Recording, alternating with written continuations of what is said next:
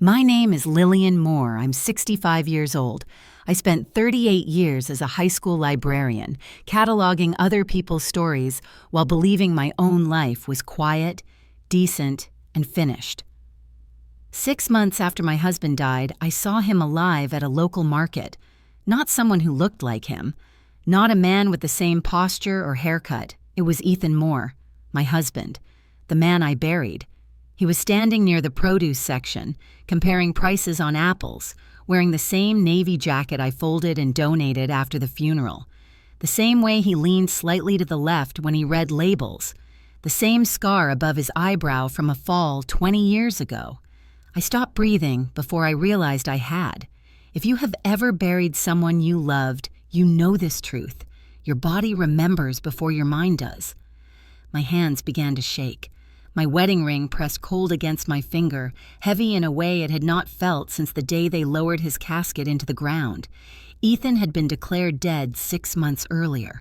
Closed casket. Heart failure. The doctor said it was sudden, merciful. I was told not to look. I was told it would be better that way. Now he was here, choosing apples. I said his name out loud before I could stop myself. Ethan. He turned, not startled. Not guilty, just mildly annoyed, like a man interrupted during a simple task. I took a step closer. My legs felt young at that moment, moving faster than they had in years. "It's me," I said. "Hey." "Lillian." He looked at me carefully, the way strangers do when deciding how polite they need to be. Then he shook his head once. "I'm sorry," he said. "You've mistaken me for someone else." His voice was identical. Calm, even, familiar in a way that split something open inside my chest. I reached for his hand. He stepped back. "Please don't," he said quietly. "I don't know you." People were watching. A woman pushing a cart slowed down. Someone coughed behind me. I realized I was gripping my ring, twisting it the way I did whenever Ethan used to say something that made me uneasy. "You're my husband," I said. He did not raise his voice. He did not argue. He simply repeated, "I think you're confused." Then he turned his cart and walked away. I stood there for several seconds, staring at the place where he had been, my heart pounding in my ears. I could have cried. I could have screamed. I could have let the moment pass and told myself grief had finally cracked my mind. Instead, I followed him. Before I continue, if stories about quiet betrayal, emotional truth, and women finding their strength later in life speak to you, I invite you to like this video, subscribe to the channel, and turn on notifications. These stories are told softly, but they stay with you. Ethan did not notice me at first. He moved with confidence, like a man who knew exactly where he was going. He paid for his groceries in cash. He nodded politely to the cashier. He walked out into the parking lot as if he belonged there. I stayed several steps behind him, far enough to be unseen, close enough to confirm what my heart already knew. He drove a silver sedan I had never seen before. The license plate was unfamiliar. He did not look back as he pulled onto the road. I followed. The drive took 12 minutes. Each turn felt like another door closing behind me. He parked in front of a modest house on a quiet street I had never visited in all my years of marriage. White siding, blue shutters, wind chimes on the porch. A woman opened the door before he reached it. She smiled the way wives do when they expect someone home. A child ran past her, laughing, and shouted, "Grandpa's back!" Ethan bent down. He hugged the child. My knees nearly gave out. I stayed in my car, gripping the steering wheel, the world narrowing to that single image. My husband, alive, loved, claimed. I did not confront him. I did not knock on the door. I did not call out his name again. I sat there until my hands stopped shaking and one thought settled into place with terrifying clarity. If my husband was alive, then someone else had died in his place. That was the moment my grief ended, and something colder, steadier, and far more dangerous took its place. Because I realized then that this was not a mistake. This was a decision, and it had been made without me. If Ethan Moore was still alive, then the question was no longer whether I was imagining things. The question was this: if my husband was alive, then who had died for him? For 6 months, I was the widow people approved of. Ethan's funeral was held on a gray morning with low clouds and polite silence. The casket was closed. The doctor said it was better that way. He said seeing the body would not change anything. I nodded because nodding had become my strongest skill. I did not ask questions. I did not insist. I stood beside the casket with my hands folded, my wedding ring still on my finger, and thanked people for coming. I never saw my husband's face one last time. People told me I was brave. They told me I was composed. They told me Ethan would have been proud of how well I was handling everything. I accepted every sentence with a small smile and a quiet thank you. I did not cry in public. I cried once, alone, in the bathroom, sitting on the edge of the tub so the sound would not travel through the house. After that, the tears stopped coming. I followed every rule of grief as if it were a checklist. I wore black, then gray, then softer colors at the appropriate times. I sent handwritten thank you cards. I sorted paperwork within 2 weeks. I returned casseroles and borrowed chairs. I never raised my voice. I never collapsed. I did everything right. In the evenings, I sat at the kitchen table where Ethan used to read the newspaper, staring at the same empty chair. The house felt hollow, but not haunted. It was simply absent, as if someone had erased him cleanly, leaving no residue behind. I did not question that feeling. I assumed it was what loss was supposed to feel like when you were mature enough not to dramatize it. Grace Holloway lived next door. She was 72 and had been widowed for nearly a decade. Her husband died slowly, with doctors and goodbyes and a final hand squeeze. Grace brought over soup the night Ethan died. She never stayed long. She never asked invasive questions. She simply sat with me once a week on the porch, drinking tea and watching the street. "You're doing very well," she said once, not as praise but as observation. "I'm just doing what needs to be done," I replied. Grace nodded as if that answer confirmed something for her. She was the only one who did not tell me how strong I was.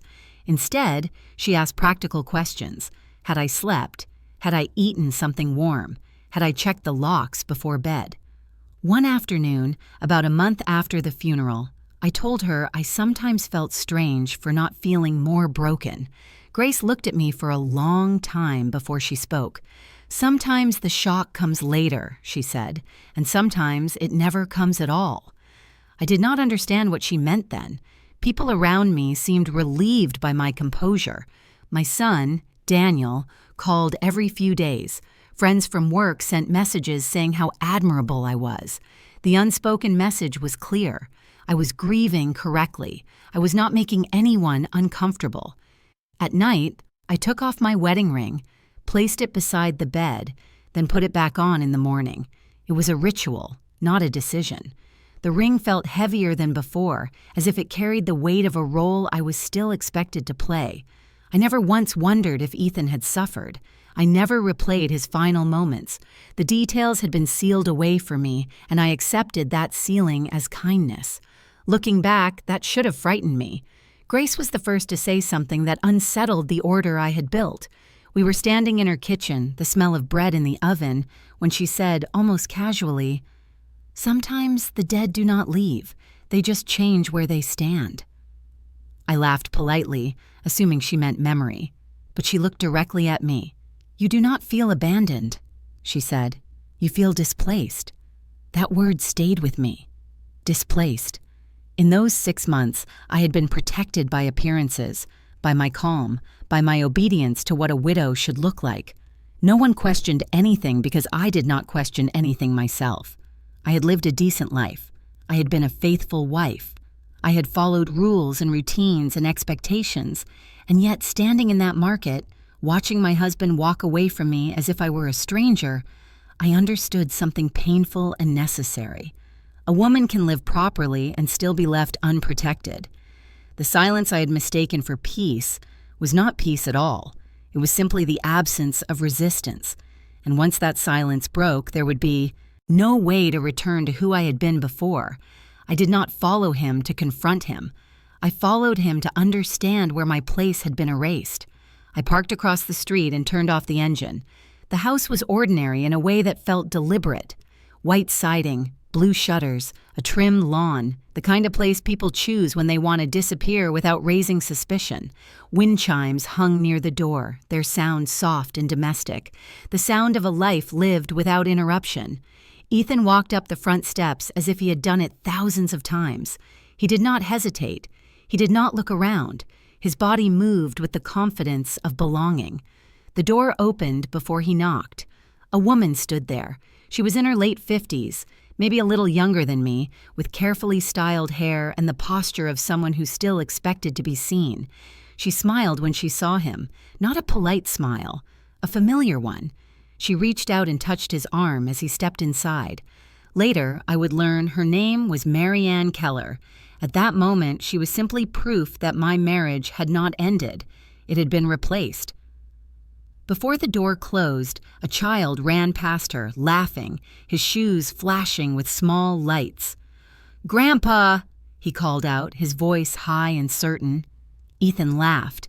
That sound landed in my chest harder than any insult could have. It was effortless. It was warm. It was the sound he used to make when Daniel was small and would run to him after work. I stayed in my car. I did not cry. I did not shout. I did not open the door and demand answers. I watched the house until the lights came on, one by one, marking the rhythm of an evening that did not include me. I told myself that if I went inside, I would lose something I could not afford to lose yet. So I sat there and observed.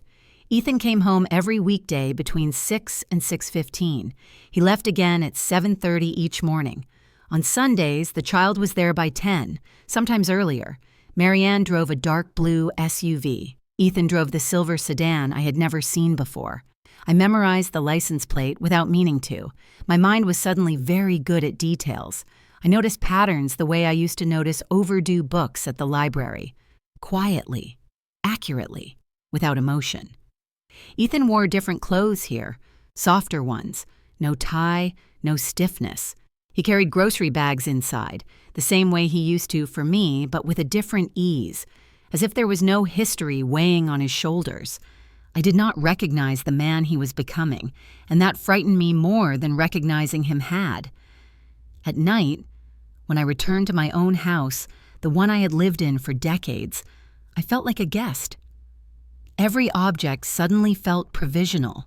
The photos on the wall, the couch we had chosen together, the kitchen table where I had eaten thousands of meals. None of it felt owned. It felt borrowed. I did not tell anyone what I was doing. Not Grace, not Daniel, not a friend. This was not secrecy, born of shame. It was a caution. Each time I considered confronting him, a different thought stopped me.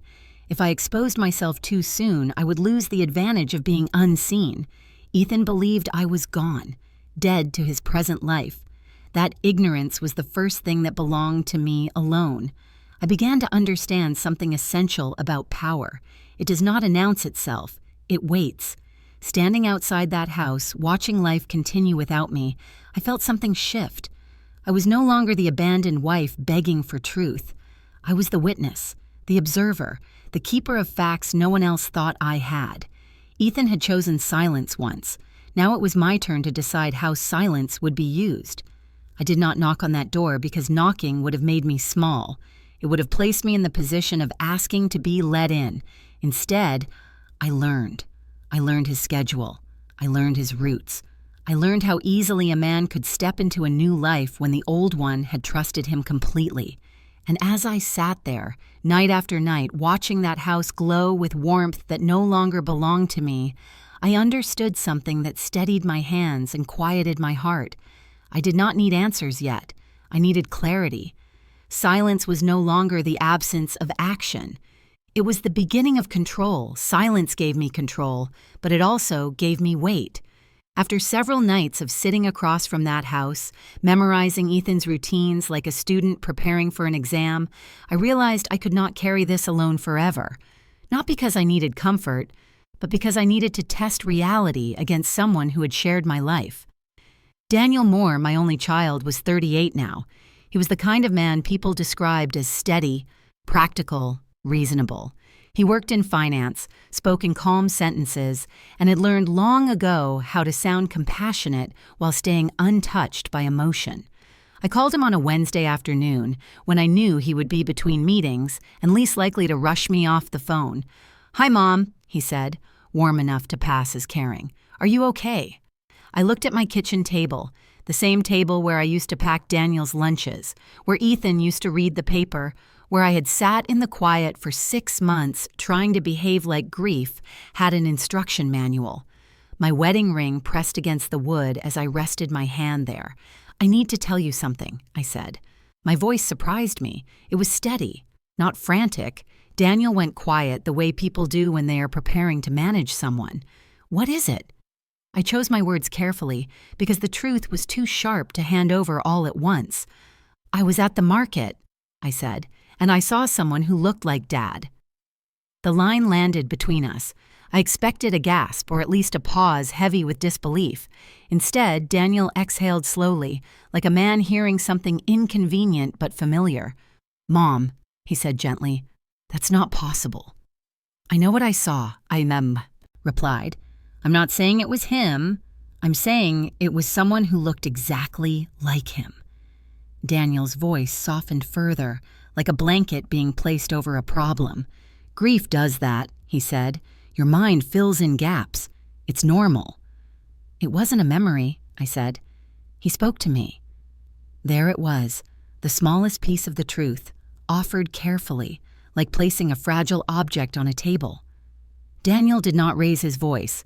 He did not accuse me of lying. He simply became colder while staying polite. "Did you sleep last night?" he asked. "Did you eat today?" That question was not about my well-being. It was a way to classify my credibility. "Daniel," I said, "I'm not confused." "Mom, listen," he replied, still gentle, still reasonable. "You've been alone. You've been carrying a lot. If you saw someone and it brought up feelings, that makes sense. But it does not mean anything is real." His words were smooth, like he had practiced them with other people's pain. The worst part was that he sounded like a good son. He sounded concerned. If someone overheard the call, they would think he was protecting me. I stared at the ring on my finger, the symbol I had kept wearing to prove I still belonged to a story that had ended. "I'm not asking you to believe me," I said. "I'm asking you to be open to the possibility." There was a brief silence.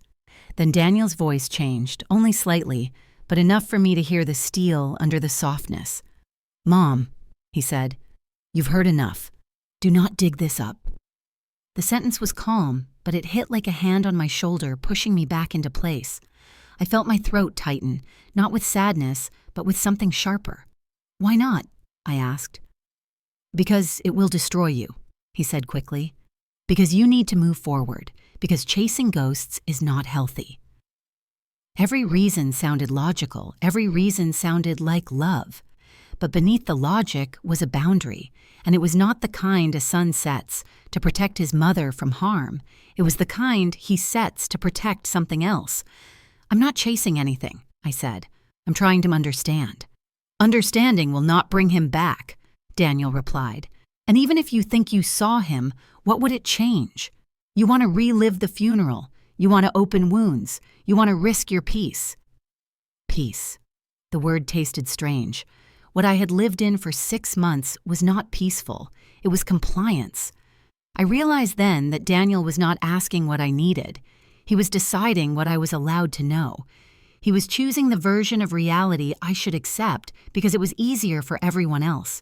My son was speaking to me the way doctors and funeral directors had spoken to me, kindly, firmly, as if my role was to be managed. I held the phone tighter and kept my voice even.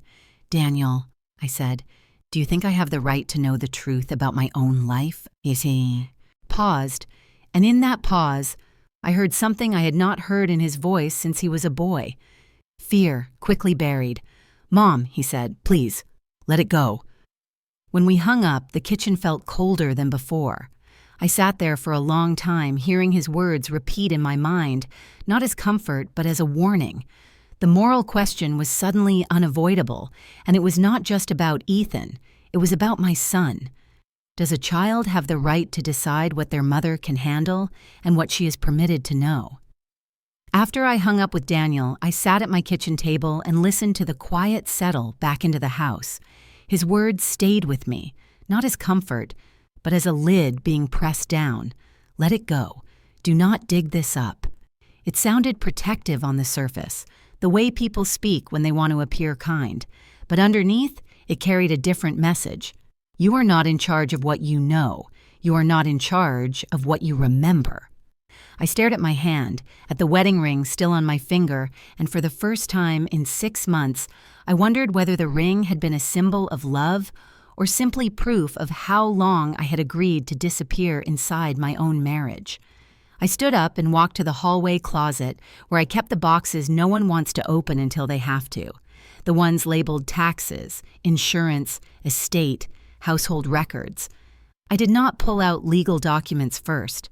I reached for something older, something that had never needed permission. A worn notebook with a faded cover, the kind you can buy at any pharmacy. I had kept it for 30 years. Ethan used to tease me about it. He would say, "Lillian, it is just groceries and gas. We are not running a corporation." I would smile and keep writing anyway, because the notebook was not about numbers. It was about memory. It was the only place where my labor had a record. I sat down and opened it. The pages were filled with my handwriting, neat and steady. Rent, then mortgage, school supplies, Daniel's braces, Ethan's work lunches, medical co-pays, holiday gifts, repairs, the slow, ordinary costs of building a life. The ink had darkened in places from age. Some corners were bent. A few pages smelled faintly like the vanilla candle I used to light during winter. I ran my finger down a column of dates, and the past rose up as if it had been waiting for someone to ask it the right question. No one ever asked how I survived financially after Ethan died. They assumed it was handled. They assumed I had access to whatever I needed. People said, "Ethan left you comfortable." Daniel said, "I will take care of anything you need." Even Grace, gentle as she was, never asked about my accounts because I had played my role well. The composed widow, the woman who did everything properly. A woman like that is expected to have nothing messy under the surface. But the truth was, my life had been built on trust, and trust is not the same as protection. Early in our marriage, when Ethan was promoted and started traveling more, he brought home papers and asked me to sign them at the table after dinner. He was always calm, always confident, always sounding like he was simplifying something for my benefit. He said it would make things easier. He said it was normal. He said, "If anything happens, you will be taken care of." I signed because I loved him. I signed because I wanted to be supportive. I signed because I did not imagine the man who kissed my forehead at night could ever turn my faith into a blindfold. I had given Ethan power of attorney over finances. It was not a dramatic decision. It was presented as a practical one. I did not even say the full words in my mind because I trusted the person holding the pen on the other side of the table. I told myself it did not matter whose name was on the accounts as long as the bills got paid and our son had what he needed. Now, opening that notebook, I realized how thoroughly I had lived inside that assumption. I was not listed on most of what we owned: the house, the investments, the savings. Ethan's name was the one that appeared again and again, like a signature repeated until it becomes law. I had been the manager of the household, the keeper of schedules, the one who made sure life functioned, but I had never been the holder of the money. I was not poor. I had never been poor. I had lived in a stable home, driven decent cars, paid for Daniel's education, hosted holidays, donated to local causes, and smiled through it all as if stability was the same as security.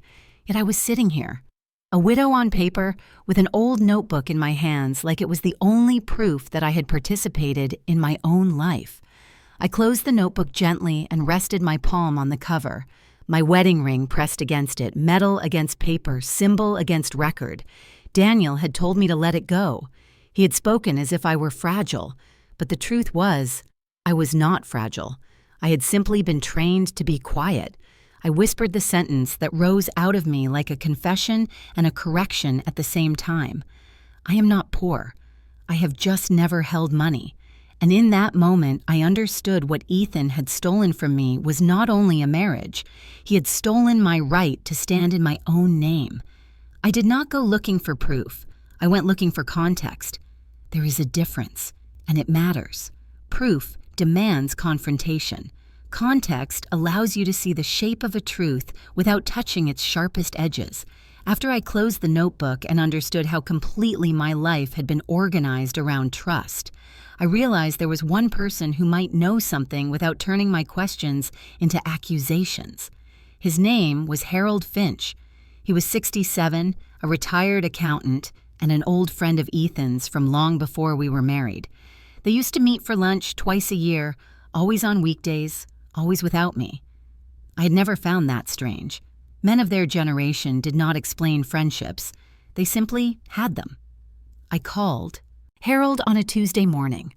My voice was calm, practiced now in sounding reasonable. I told him Ethan had died.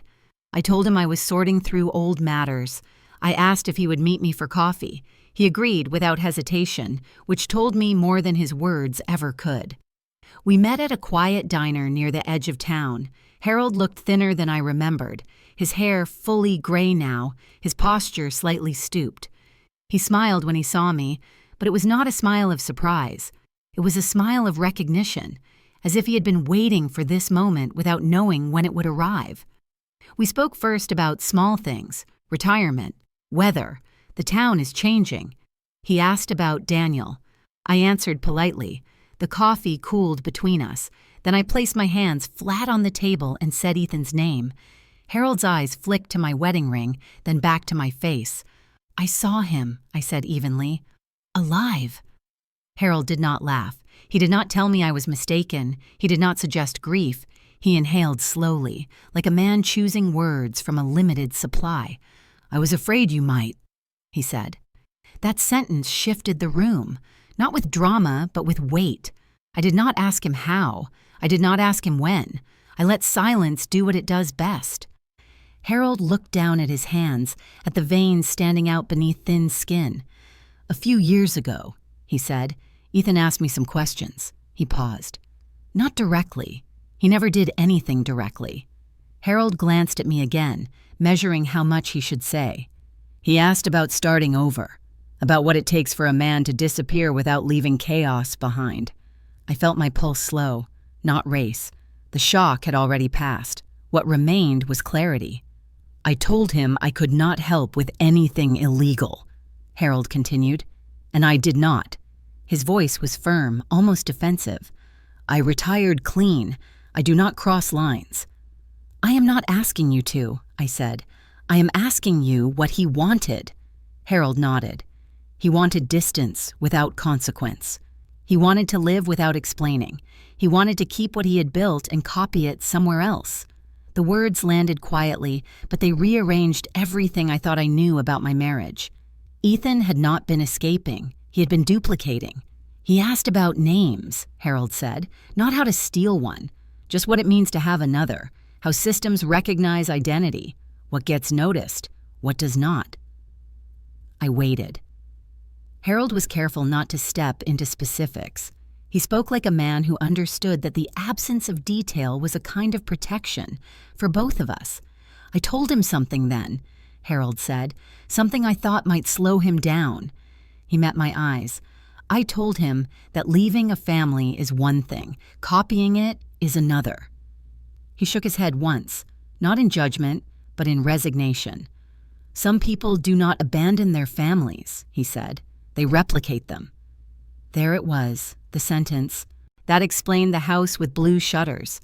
The woman at the door, the child called him Grandpa. Ethan had not erased his life. He had recreated it, adjusted for comfort, free of accountability. I did not report anything, Harold added quietly, because he did not commit a crime in front of me. He committed a moral choice, and those are harder to prosecute. I appreciated that distinction more than he knew. This was not about catching Ethan. It was about understanding the architecture of his betrayal, the careful planning, patience, the belief that I would remain exactly where he left me, compliant and silent. When we stood to leave, Harold hesitated. "You were good to him," he said. It was not consolation. It was an acknowledgement. I walked out of the diner feeling steadier than when I had entered. I had not gained evidence I could wave in front of anyone. I had gained something more valuable. I now knew that what had happened to me was not an accident or a moment of weakness. It was a design, and designs can be dismantled, piece by piece, without ever raising your voice. That night, after I returned from meeting Harold, I did not turn on the television. I did not call Grace. I did not open my phone to distract myself with other people's noise. I moved through the house slowly, deliberately, as if each step were part of a decision already made. The kitchen light hummed softly. The clock on the wall ticked with a steadiness that felt almost confrontational. Time had not stopped for me, even though I had been standing still for months. I poured myself a glass of water and sat at the table where so many conversations had happened without ever reaching the truth. The notebook lay there, closed, its worn cover familiar under my palm. For 30 years, it had held the quiet record of my days. I reached up and slid my wedding ring off my finger. The skin beneath it was pale, slightly indented, like it had forgotten how to exist on its own. I did not feel dramatic doing it. There was no trembling, no rush of anger. I simply placed the ring beside the notebook, metal next to paper, symbol next to fact, and looked at them together for a long time. I expected grief to surge when the ring left my hand. I expected rage. I expected the kind of pain people write about when they talk about betrayal. None of that came. What I felt instead was clarity, sharp and calm, like the air after a storm has passed and everything stands exactly where it was meant to be revealed. This was not an act of punishment. It was an act of inventory. I was not rejecting my marriage. I was examining it without sentiment for the first time. I thought about Ethan, about Marianne, about the child who called him Grandpa. I thought about Daniel's voice on the phone, gentle and firm, telling me what I could handle. None of it stirred hatred in me. Hatred requires confusion. Hatred feeds on unanswered questions. I had answers now, or at least the shape of them. What remained was not fury, but alignment. My thoughts began to line up with my body, my memory with my present, my silence with intention instead of fear. I carried the notebook and the ring into the living room and sat on the couch. The house was quiet, but it no longer felt hollow. It felt awake. I realized then that for years I had confused being calm with being invisible. I had mistaken cooperation for safety. I had believed that if I did not ask too much, if I did not demand clarity, if I trusted completely, I would be protected by the goodness of others. That belief had shaped every decision I made, from signing papers I did not read closely to letting people speak for me when my voice softened with age. This night stripped that belief away without cruelty. It did not humiliate me. It did not scold me. It simply showed me where I had been standing and where I needed to move. I was not interested in revenge. Revenge would have required me to care deeply about humiliating Ethan or exposing Marianne or confronting Daniel in a way that forced an apology. That was not my path. Apologies do not restore ownership. Exposure does not guarantee peace. What I wanted was coherence. I wanted my life to make sense to me again. I wanted to recognize myself without needing anyone else's confirmation. Sitting there, holding nothing but my own attention, I understood that my silence no longer belonged to them. It belonged to me. I said the words out loud, not as a declaration, but as a calibration, letting them settle into the room and into my chest. I do not need to know who they love. I need to know who I am. The sentence did not accuse anyone. It did not absolve anyone either. It simply placed me back at the center of my own story. I stayed awake most of the night, not because I was restless, but because I was present. Every memory that surfaced did so without distortion. I saw my marriage clearly, not as a tragedy, but as a structure that had been built without my name on the foundation. By morning, the longest quiet night of my life had done its work. I was not lighter. I was steadier. The ring and the notebook remained where I had placed them, waiting. And for the first time since the market, I understood that what came next would not be driven by shock or grief, but by a calm, deliberate return to myself. By morning, the urge to chase Ethan was gone. I did not drive back to the house with the blue shutters. I did not sit across the street and collect more proof for a confrontation I was no longer interested in staging. There is a kind of desperation that makes you knock on a door and demand to be recognized. I had lived too long as the woman who waited to be recognized. I was done handing my dignity to strangers, even if one of those strangers wore my husband's face. Instead, I did what I had always done when life became complicated. I looked for the correct process, not drama, not public collapse, a process that could hold the truth, without turning it into spectacle. I remembered a name Grace had mentioned once, a civil attorney she had used years ago when a contractor tried to cheat her after her husband died. Elaine Porter, 50 years old, local, practical, the kind of woman who spoke plainly and did not mistake calm for weakness. I called her office and asked for a consultation. I did not say my husband was alive. I did not say I needed revenge. I simply said I had questions about my financial authority and my legal standing after a spouse's death. The receptionist booked me for the next afternoon. When I arrived, Elaine's office was modest, clean, and bright with afternoon light. No dramatic paintings, no heavy furniture designed to intimidate. A framed certificate on the wall. A small plant on the windowsill. A waiting room that smelled faintly of lemon cleaner. This was not a place where people came to be entertained by justice. This was where they came to build it carefully, one document at a time. Elaine Porter stepped out to greet me herself. She was younger than I expected, but her eyes were older, the eyes of someone who had listened to enough pain to stop being surprised by human behavior. She shook my hand with a firm grip and led me into her office. She offered water. She did not offer sympathy. I appreciated that. "So, Mrs. Moore," she said, settling into her chair, pen poised, "tell me what's going on." I took a slow breath. I chose language that stayed within the boundaries of what I could prove and what I could not. "My husband died 6 months ago," I said. "There are details about our finances and ownership that I never handled directly. I'm realizing I may not have the authority I assumed I had." Elaine nodded once, as if she had heard the beginning of this story many times. "Did he leave a will?" she asked. "I'm not sure," I admitted. Saying those words out loud felt like stepping into colder water. He managed most of it. I signed a financial power of attorney years ago. I trusted him. Elaine did not react with judgment. She simply made a note. "Common," she said quietly, not as comfort, but as fact. "Do you have copies of what you signed?" "I can find them," I said. "I also have records, a notebook I kept for 30 years, household expenses, payments, patterns."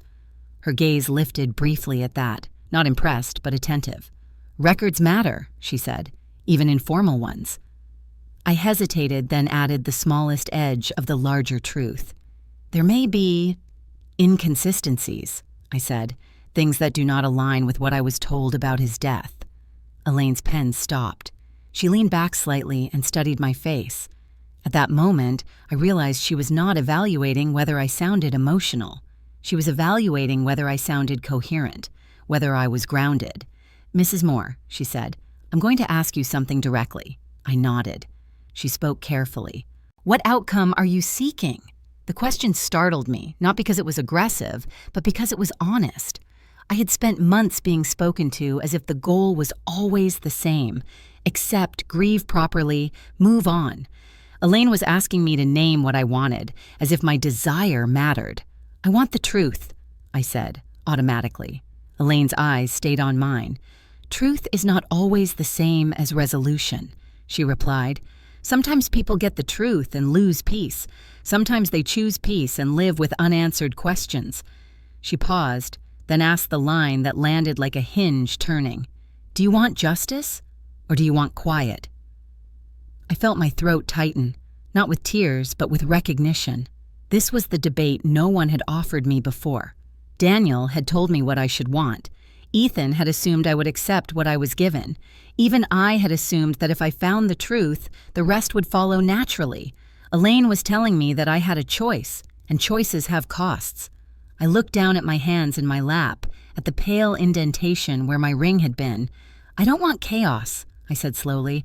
"I don't want revenge." Elaine nodded, as if she respected that. "Good," she said.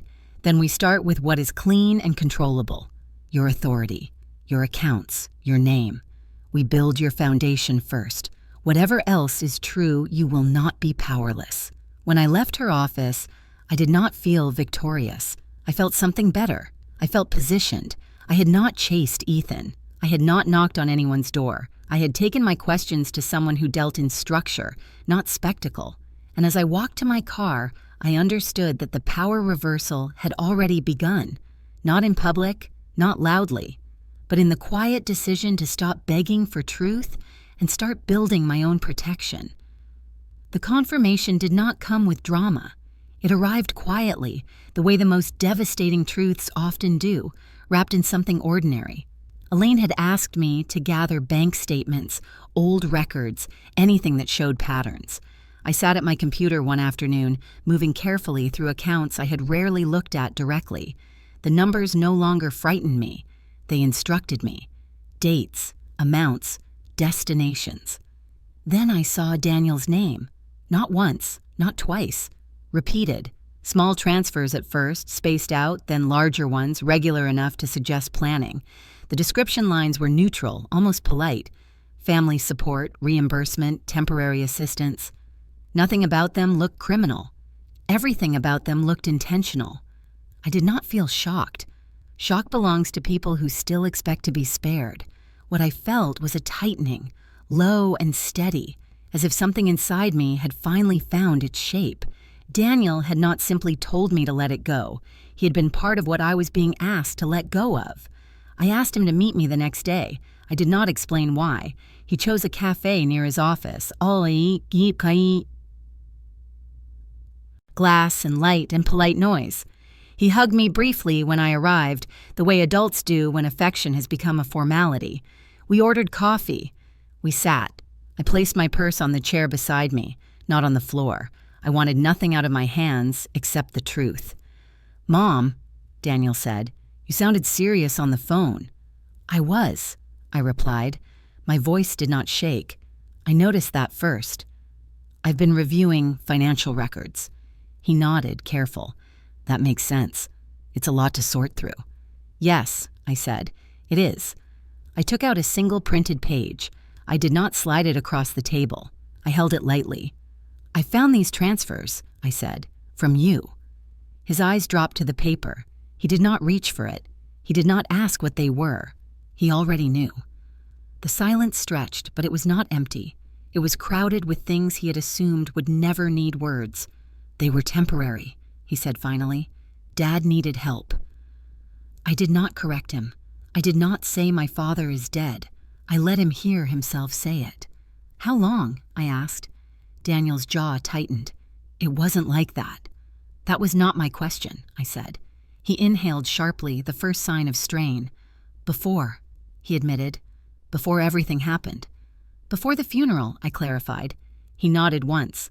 I looked at him then, really looked at him. This was the boy I had raised, the man who spoke calmly and planned carefully, the man who had told me I had suffered enough.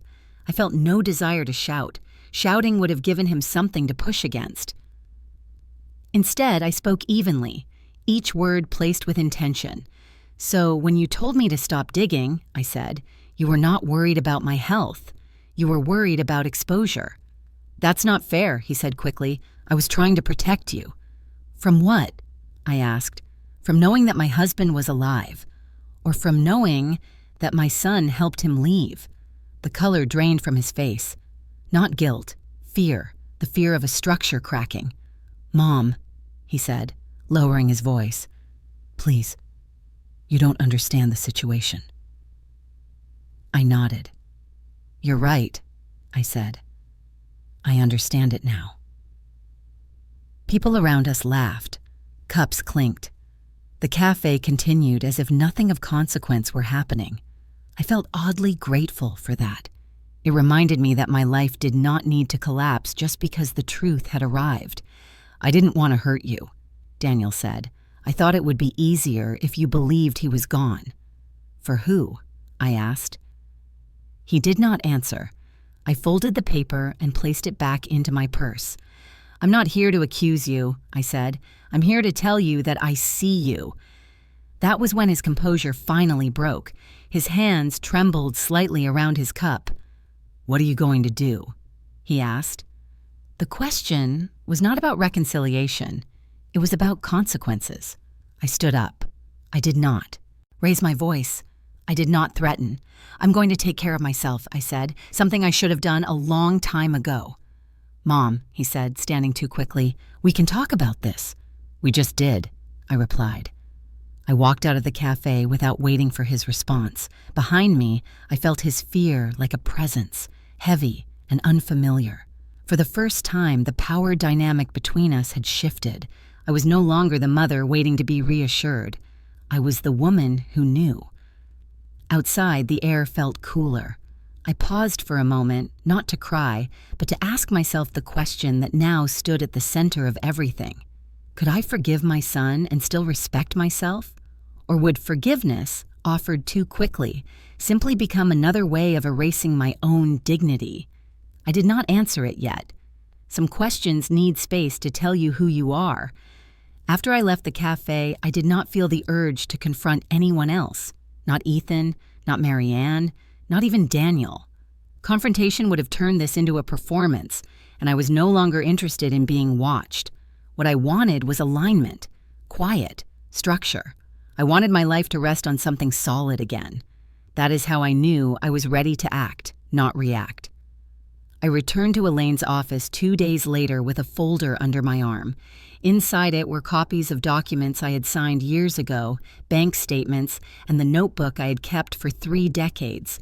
Elaine did not rush me. She reviewed everything with the patience of someone who understands that justice is not loud by nature. It is procedural.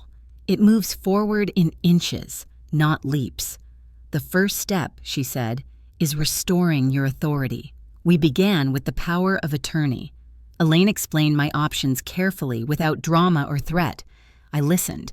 I asked questions. I signed new documents, not with anger, but with steadiness. The pen felt different in my hand this time.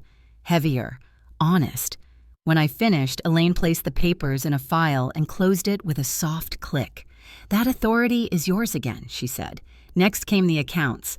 Elaine contacted the institutions with my permission. There was no announcement, no accusation, just formal requests, supported by documentation. Joint accounts were temporarily frozen pending review. Not emptied, not seized, simply paused. A boundary drawn with ink instead of blood. I expected to feel triumphant. I did not. What I felt was relief, quiet and deep, like finally sitting down after standing too long. I was not punishing anyone. I was preventing further harm. There is a difference, and it matters. Elaine asked me once if I wanted to pursue litigation. Her tone was neutral, professional. She was offering a tool, not a direction. I considered it carefully.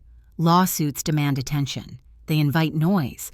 They pull everyone into the same room and ask them to perform their versions of the truth. I don't want to sue, I said finally. I want to stop being vulnerable. Elaine nodded. That is often the wiser goal. We discussed practical steps, updating beneficiaries, securing my personal accounts, establishing clear lines of ownership. Each action was small on its own, almost unremarkable. Together, they formed something I had never had before, a foundation that did not rely on trust alone. At no point did I send a message to Ethan. At no point did I threaten Daniel. I did not announce my moves. Silence was no longer my shield, it was my strategy. As I signed the last document that afternoon, Elaine looked at me and said, "Most people confuse silence with surrender." I smiled slightly. I used to. She returned the smile, not warmly, but with respect. Driving home, I noticed how ordinary the day looked. Traffic moved. People walked dogs. The world did not pause to acknowledge that my life had shifted. And yet, I felt taller somehow. Not because I had won anything, but because I had stopped bending. I thought about Daniel. about the moment fear crossed his face when he realized I knew. I did not feel satisfaction in that. Fear is not justice. It is a symptom. What mattered was that I no longer needed his permission to act. I also thought about Ethan, living inside a replicated life, confident that my silence meant ignorance. He would learn soon enough that silence can be precise. Those boundaries can be redrawn without warning. That night, I returned home and sat at my kitchen table. The ring and the notebook were still there where I had left them. I did not put the ring back on. I did not open the notebook. I simply rested my hands on the table and breathed. The words came to me again, clearer this time, settling into place like a principle instead of a realization. Silence is not weakness. Silence is choosing the right moment. I had chosen mine, and without raising my voice or seeking revenge, I had begun to reclaim what had always been mine to hold. The first sign that my quiet actions had reached Ethan's other life was not a phone call from him. It was a knock at my door. I opened it to find a woman standing on my porch with her hands clasped tightly in front of her, as if she had rehearsed how to hold herself together. She was the same woman I had seen from across the street, framed in that doorway with the blue shutters. Marianne Keller, 58. Up close, she looked less like a rival and more like someone who had been living inside a carefully edited story.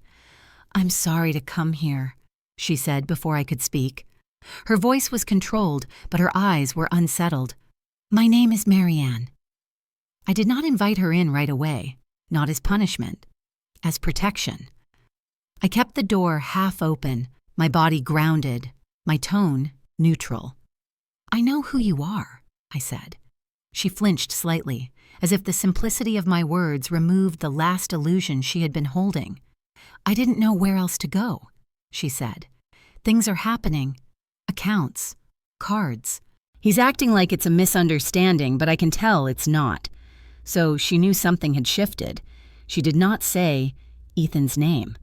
She did not say husband. She said he, as if naming him would make him more real, more accountable. I stepped back and opened the door wider. "Come in," I said quietly. "We can sit." We sat at my kitchen table, the same place where I had signed papers years ago without reading them closely, the same place where I had learned to separate grief from obedience. Marianne kept her purse on her lap like a shield. She looked around my kitchen as if expecting to see Ethan's presence in every detail.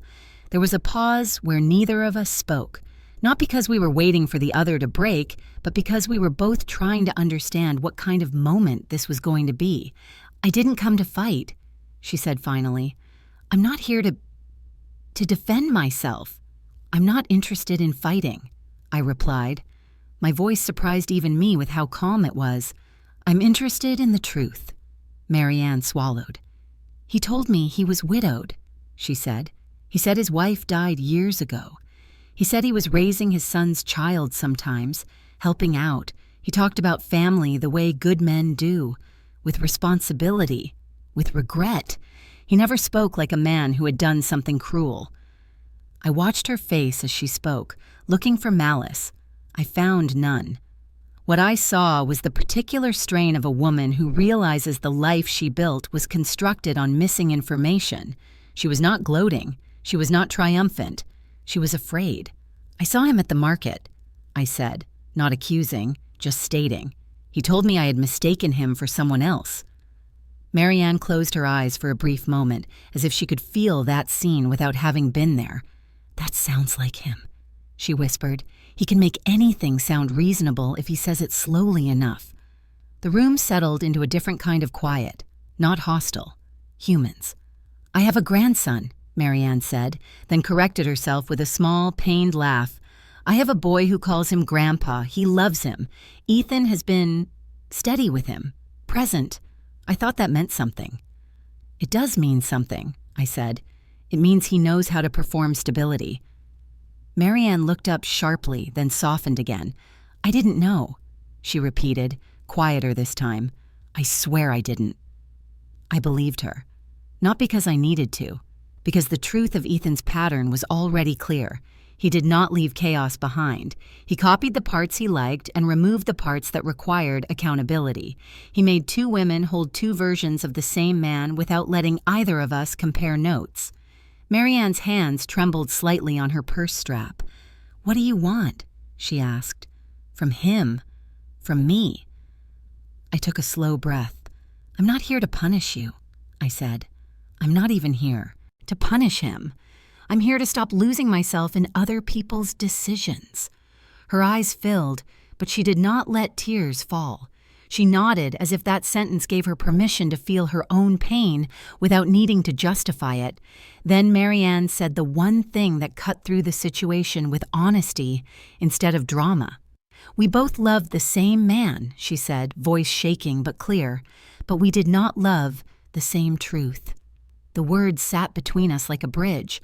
At that moment, I felt something I did not expect. Not camaraderie exactly, and not forgiveness, something closer to shared recognition. We were both standing in the aftermath of the same design, each of us realizing how thoroughly we had been managed. I did not reach across the table to comfort her. I did not need to perform empathy to prove I had it. I simply nodded once. "Yes," I said, "and now we both get to decide what we do with what we know." Marianne exhaled, long and unsteady. "He told me you were gone," she said, "that there was no one left to answer to." I looked at my hands on the table, steady, present. "He was wrong," I said. "I'm still here."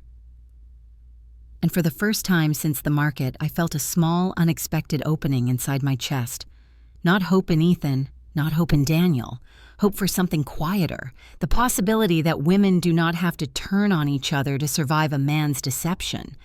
The possibility that healing can begin without spectacle, simply by naming what happened together in a room where no one is pretending anymore. The truth did not arrive with sirens. It arrived with envelopes, certified mail, neutral language, dates and reference numbers that did not raise voices or point fingers. Elaine had warned me this was how it would happen if I chose closure over spectacle. Systems do not argue. They notify. And once notified, people are required to show up in the ways they had hoped to avoid. Ethan appeared on paper first. His signature, or rather the signature he was currently using, surfaced in places it had not belonged. Accounts paused. Requests returned. Clarifications required. Nothing accused him of a crime. Nothing dramatized his choices. The documents simply refused to proceed without him standing where he had removed himself from. The architecture of his replicated life began to show seams.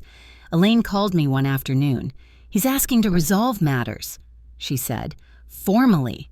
I did not feel fear. I did not feel anticipation. I felt a steady readiness, the kind that comes when you have already done the hardest work privately. "What does that look like?" I asked. "It looks like a meeting," she replied. "Documents, identification, statements that align. No police, no confrontation unless you want one." "I don't," I said. "I want it finished." We scheduled it for a Tuesday morning. Elaine's office again. The same bright light, the same plant on the windowsill. I arrived early and sat with my hands folded, breathing evenly. When Ethan walked in, he did not look like the man from the market. He looked smaller, not diminished by guilt, but compressed by exposure. His posture was careful now, his confidence adjusted. He looked at me once, briefly. There was surprise there, and something else he had not expected. Composure. I did not greet him. I did not look away either. I acknowledged him the way one acknowledges a fact. Present. Unavoidable. Elaine began the meeting. She explained the documents in a measured voice. Names, dates, authorities restored it. Accounts clarified. Responsibilities reattached. Ethan listened without interruption. He did not argue.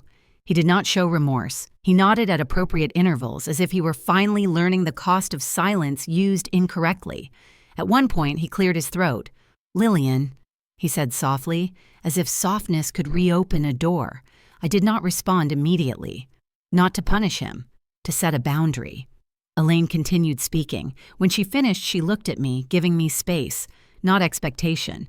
I stood then, not dramatically, just enough to signal that I would speak once and only once. I met Ethan's eyes. They searched my face for something familiar. Anger. Hurt. A crack he could slip through and reframe the story. He found none. "I'm not here to blame," I said. My voice was calm, even, exactly as I wanted it to be. "I'm here to end this." The sentence landed cleanly. No echo, no follow-up. I did not explain how much he had taken. I did not describe the nights of quiet recalibration. I did not mention Daniel or Marianne or the child who had called him Grandpa. I did not need to. Endings do not require justification. Ethan swallowed. For a moment, he looked like a man who had prepared speeches and found them suddenly useless. "I never meant to hurt you," he said reflexively. "I know," I replied, and I meant it. He had not meant to hurt me. He had meant to proceed. That distinction mattered. Elaine slid the final documents forward. Ethan signed. Each stroke of the pen returned something to its proper place. Authority, alignment, accountability without accusation. When he finished, Elaine collected the papers and closed the folder. "That concludes our business today," she said. Ethan stood as if he might say something else. He did not. There was nothing left that would move me. He left the office without looking back. The door closed softly behind him. I remained standing for a moment, not because I needed time to recover, but because I wanted to feel the absence settle correctly. It did not feel like a loss. It felt like completion. Elaine asked if I was all right. I nodded. "I am," I said. And for the first time, the words were not aspirational. Outside, the sky was clear.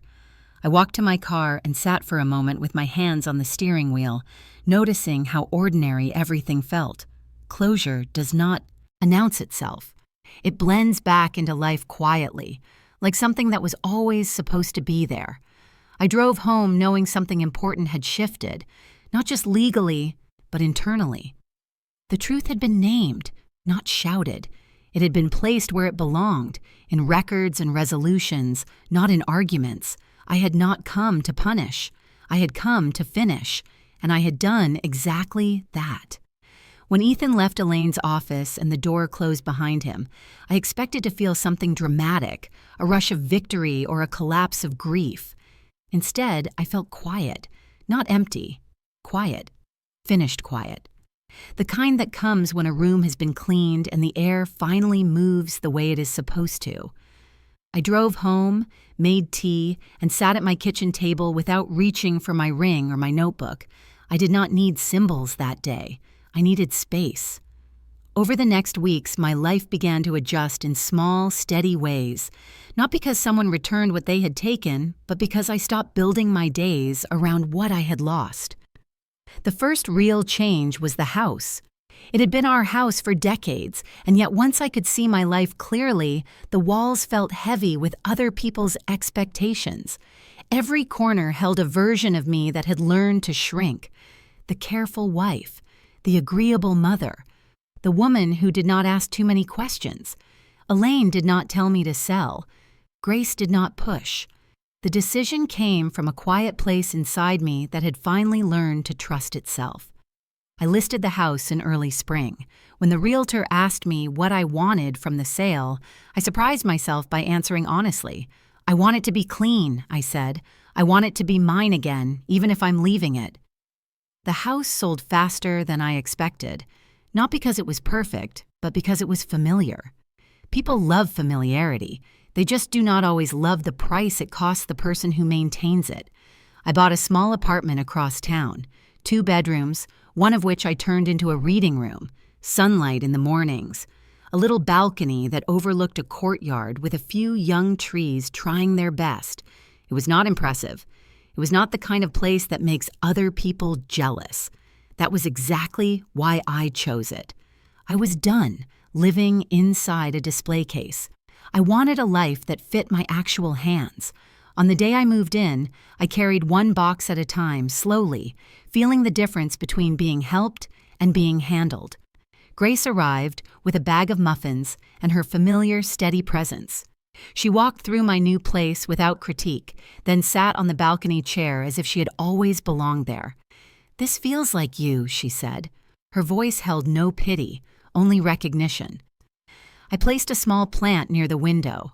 A young olive tree in a pot, the kind that looks fragile at first, but grows stubborn roots if you give it time. The cashier at the garden store told me it would need patience. I smiled at that. Patience was not my problem. I had spent a lifetime practicing it. The difference now was that my patience belonged to me, not to someone else's comfort. Daniel did not help me move. He texted once, short and careful, asking if I was all right. I replied with a sentence that told the truth without inviting negotiation. "I'm settling in," I wrote. "I hope you find your footing, too." He did not respond. Weeks passed, then months. He stopped calling. He stopped showing up with excuses disguised as concern. At first, I thought the silence would hurt, but it did not feel like abandonment. It felt like a distance I could finally breathe inside. Some people leave because they are cruel. Others leave because they cannot bear the mirror you have become. I did not chase him. Chasing would have put me back in the role of asking to be chosen. One afternoon, Grace came over with her tea tin and 2 cups. She watched me water the olive tree, careful not to drown it, careful not to neglect it. When I finished, she nodded toward the plant. "You're learning," she said. "Learning what?" I asked, even though I already knew. "How to keep something alive without losing yourself in it," she replied. We sat on the balcony. The air was warm, the kind of warmth that does not demand anything. Grace looked at me for a moment, then said the sentence that felt like a gentle blessing. "At last," she said, "you're living for yourself." I did not argue. I did not deflect. I simply let the words land, because they were true. That night, I opened my old notebook one last time. I did not read it like evidence. I read it like a record of devotion, proof that I had been faithful to a life even when that life did not protect me.